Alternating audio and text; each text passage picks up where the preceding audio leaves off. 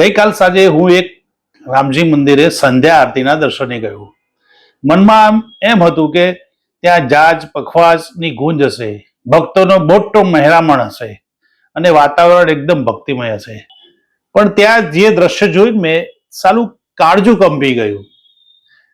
આટલું લાખો કરોડોના ખર્ચે વિશાળ મંદિર બનાવેલું, અદ્ભુત દિવ્ય મૂર્તિઓ. મને એક હિન્દુ તરીકે કાલે ઘણું દુઃખ થયું કે આટલા કરોડોના દાન આપીને આપણે જો મંદિર બનાવતા હોઈએ તો આપણી પાસે એક 15 મિનિટ આરતીમાં જવા માટે સમય નથી. આજની આ યુવા પેઢી સોશિયલ મીડિયા ઉપર વ્યસ્ત છે, એમાં હું પણ આવી ગયો. અને આરતી કરનાર પૂજારી સાથે માત્ર 5 જ વ્યક્તિઓ. આજના આધુનિક હિન્દુ પાસે બધું જ છે, પણ પોતાના આરાધ્ય દેવ માટે માત્ર 15 મિનિટનો સમય નથી.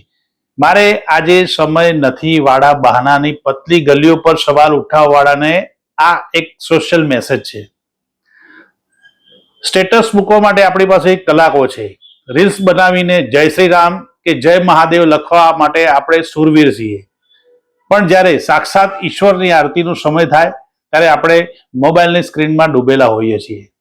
શું આપણી ભક્તિ માત્ર ડિજિટલ બનીને રહી ગઈ છે? આપણને જીમમાં જવા માટે સમય છે, ઓફિસમાં મોડે સુધી બેસવા માટે સમય છે, સિરિયલો કે ક્રિકેટની ચર્ચા માટે સમય છે, પણ જે પરમાત્માએ આ આખું જગત ચલાવવાનું સામર્થ્ય આપ્યું છે તેની સામે 2 હાથ જોડવાનો સમય નથી. આ એક હિન્દુ તરીકે બહુ નામોશી હું જોઈ રહ્યો છું. યાદ રાખજો, જેની પાસે ભગવાન માટે સમય નથી ને એની પાસે ભગવાન ક્યારે શાંતિ માટે સમય નહીં રાખે. આપણે સંસ્કારોનું ચિંતન કરીએ ને તો આપણે ફરિયાદ કરીએ છીએ કે આજની પેઢી સંસ્કાર ભૂલી રહી છે. પણ સાહેબ, જે મા બાપ પોતે આરતીના ટકોરે મંદિર સુધી નહીં પહોંચતા ને એમના સંતાનો ડિસ્કો અને પબ તરફ વળવાના. જો વડલો જ નમશે નહીં ને તો વડવાઈઓ ક્યાંથી ઉતરશે? ધર્મ માત્ર તહેવારો પૂરતો રહી ગયો છે. શું આપણે એવા હિન્દુ બની ગયા છીએ જે માત્ર દિવાળી કે જન્માષ્ટમી જાગીએ છીએ?